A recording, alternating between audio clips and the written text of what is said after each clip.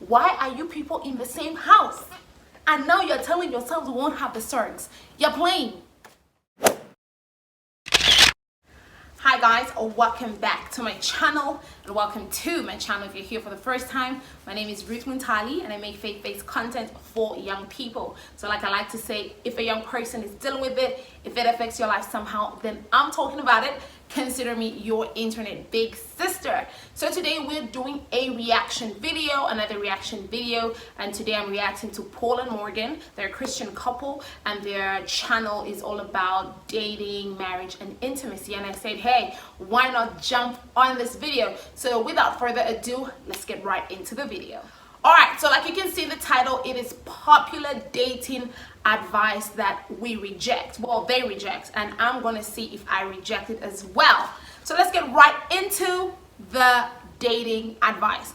Dating advice number one, try before you buy.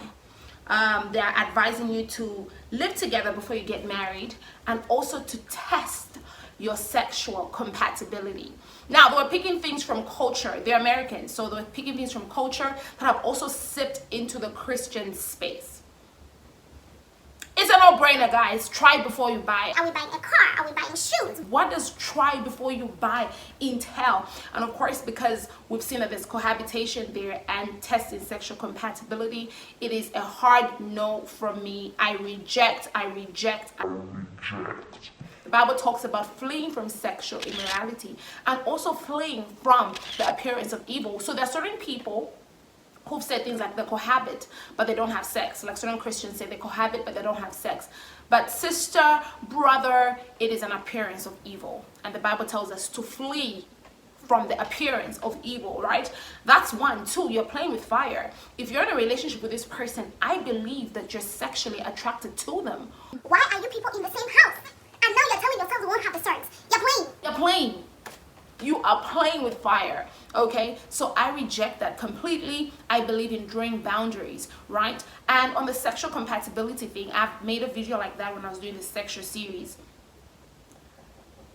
God, the author of sex, obviously knew that. And from what we see sex to be in God's design, it's in marriage. So it's vulnerability and intimacy and conversation. I believe that people grow in compatibility. It is not automatic, guys. It's not an automatic thing.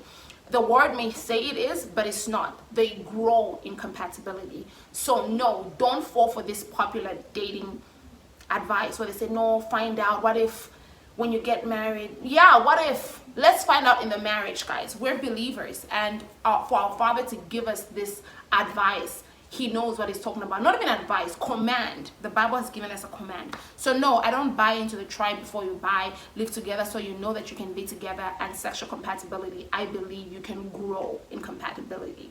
So yeah, number two is just be yourself. And this one is more to the ladies.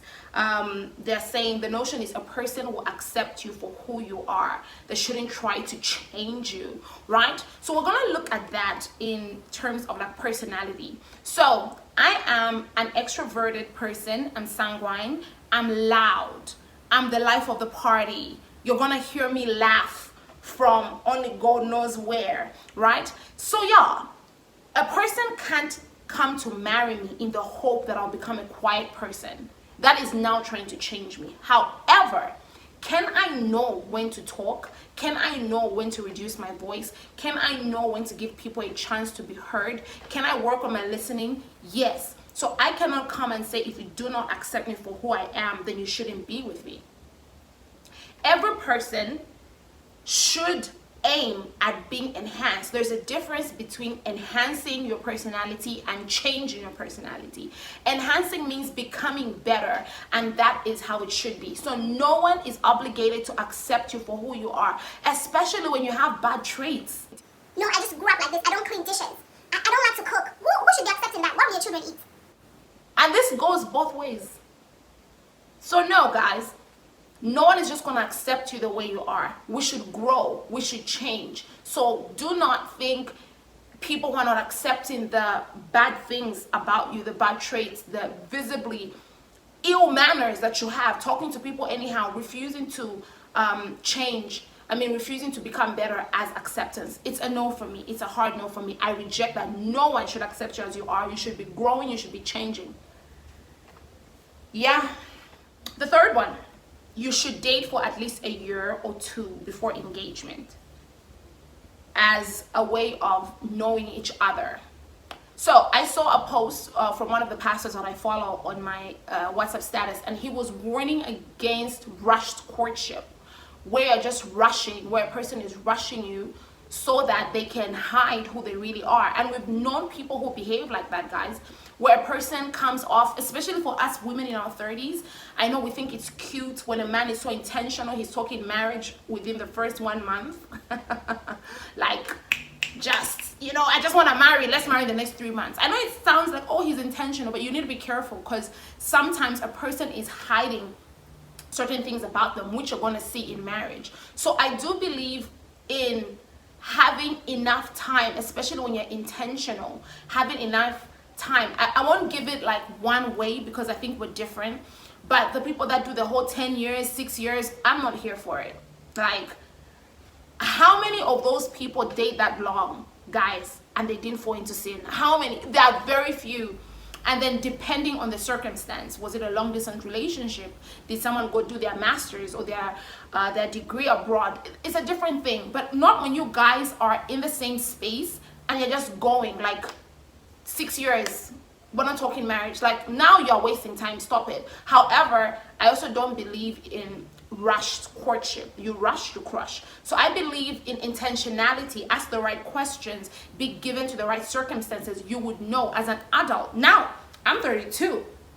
I don't need to know a man for too long before I even know if I can date him. From usual first conversations, I'm able to pick your mindset. I ask very deliberate questions. I'll be able to know that, oh, sir, we will not meet again. For example, if I meet you in a store and we'll have that conversation for 20 minutes, for me, that's usually enough to know whether I can court you or not. So that's me. So yeah, I don't think there's one thing, but please, the whole 6 years, stop it. The fourth one, and it's also usually by the women, he has to handle me. He has to handle me. Ma, why are we handling you? Are you wild? Are you a wild horse? Why are we handling you? It is wrong for any woman to come into a relationship and you're hoping for a man that can handle you, which means you plan to be difficult, you plan to be stubborn, you plan to be a wild human being, and it is wrong. You need a man that can lead you, and leadership is not it is not for stubborn people. For example, the Bible does talk about Jesus being our shepherd and we're his sheep. Sheep can be led. Goats are handled.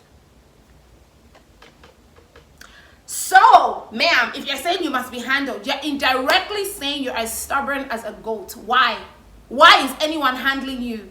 You know what I mean? Like, we must be led. And for me, one of the most profound things when it comes to leadership is you first master self-leadership. Every person should be able to lead themselves. And so when you get into courtship, you're easier to lead because you already know how to lead yourself. But this, I must be handled? No, ma. Handling is for stubborn animals. You are not an animal. You are not a goat.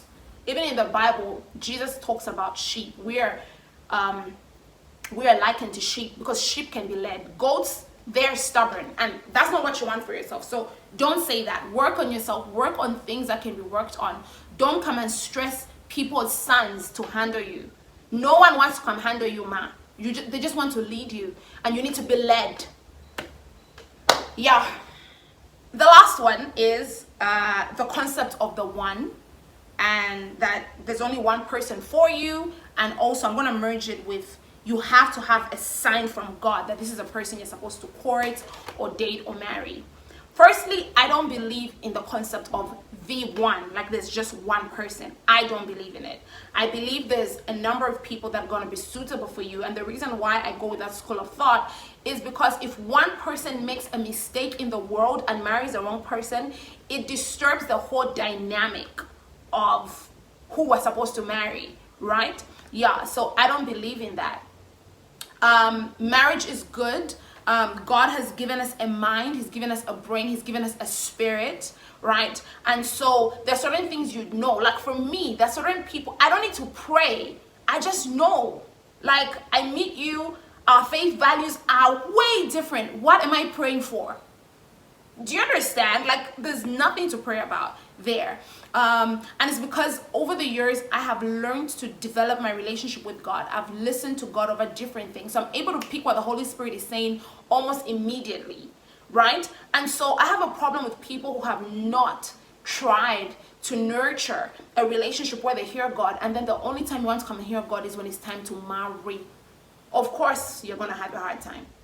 Don't do that. Have a relationship where you already hear God, right? So that's on the sign. I don't think the Holy Spirit will necessarily give you a sign, but if you're a person that really walks with God, you may get a check in your spirit. The Holy Spirit easily leads with no's, right? Like there's a lot of, you'll get it. If you walk with God, you meet someone, they're talking to you about marriage, you'll feel a check. You easily get a no. It's maybe when there's a yes, when he's silent, that you press in to get what he's saying. But yeah, let's not become people that are obsessed with signs, because sometimes you idolize the whole sign thing. So there are certain people who may have specifics to them, but don't idolize the whole sign thing. And then when it comes to the concept of the one, I'm going to end with this. I believe you know about the good, the acceptable, and the perfect will of God. It is good for any person to be married, right? So whether believers, unbelievers, it is good that they're married. That's why you still see marriages of unbelievers working, because it's a good thing. The acceptable will of God is what the Bible has told us to marry. The Bible tells us not to be unequally yoked with unbelievers. So it is not acceptable for a Christian to marry an unbeliever. Now you're asking us if it's the will of God. Mtase, what are you doing, right? However, when it comes to the perfect will of God, this is when, yes, the person, you're in a space where you're picking amongst believers, you're picking amongst great people, but you just want to know from like God's perspective what will work best for you. And this is not for everyone, and no one is forcing you to want to desire the perfect will of God, where you're asking God, like if I had two young men, for example, who are pursuing me, I present them before my dad, and they're both good people, I think they'll make great husbands, to ask dad, who do you think is better suited for me? I would do that with God. So personally, I would want the perfect will of God for me, because of the kind of relationship I have with God, and I've come to trust him. I've come to trust that his will for me is the best, right? So y'all guys, otherwise don't be obsessed with this the one, or obsessed with a sign, and walk with God on a normal day, so that marriage doesn't come to, you know. Yeah, so that's our video for today. Thanks Paul and Morgan for giving me a video to react to. I'll be trying to do these reaction videos once in a month. I hope you've learned something. This was my opinion. Please put down in the comments your opinion on some of the things. Do you believe this is the one, for example, or do you believe that people should court for at least 2 years before they are married? What do you believe? Let me know. Put that down in the comments. I'll see you guys in the next video. Goodbye.